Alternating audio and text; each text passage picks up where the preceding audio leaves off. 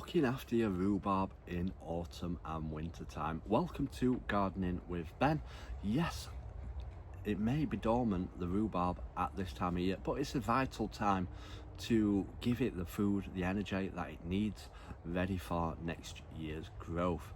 Now, one of the things that you need to do with rhubarb is any dying leaves that are dying around the plants, take them away, remove them. You don't want any diseases hanging around, so clear them away. Also, make sure they are weeded around them and weed free, because they don't want to compete with the weeds. The weeds take a lot of the water, and rhubarb needs its water to help it grow really well. So yeah, make sure that they're kept weed free. One thing that I always do is I have mulch around my rhubarb plants. Having mulch around it keeps the weeds down, it keeps them moist, and it keeps them thriving, and they'll do well and grow really well every year. Also, one thing that I always do is I always add chicken manure come springtime around the plants. Give it that food that it needs to get started for the year ahead. Now, if you're adding chicken manure or manure around the rhubarb plant, don't place it on the crown. It can burn the plant and kill it, and you don't want to do that. You don't want to lose your rhubarb plant. So be mindful when you're putting the manure down not to actually put it on the crown, because it can rot it and kill it. Now, another thing what people do at this time of year, because the rhubarb is a dormant plant at this time, it's not growing. Mine's still got a bit of life in it, so it's not fully died off yet, but as soon as the cold weather comes, the frost comes, it will go dormant and it'll go to sleep for the autumn winter period, and then it'll wake up around March, April time and get growing again for next year. But a lot of people in the winter time, if they want another rhubarb plant, is to dig it up and split it.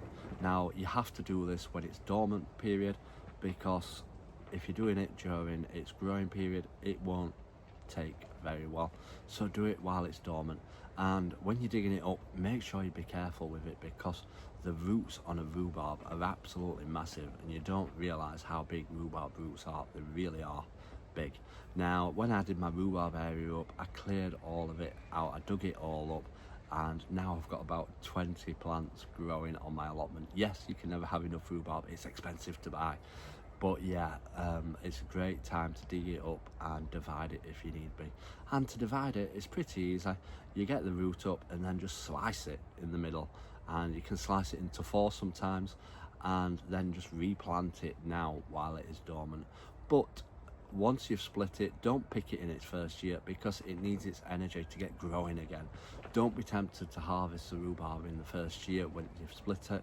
Let it take shape, let it grow, and let it establish, and then the year after, pick it to your heart's content and have all that delicious rhubarb off it.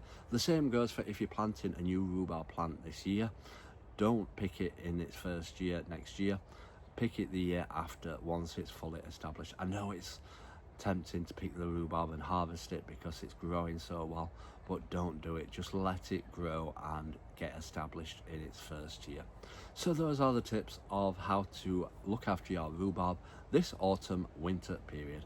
Remember to drop us a follow to stay up to date with all our tips and advice. Until next time, everyone, remember, keep smiling, keep shining, and keep gardening with Ben, everyone.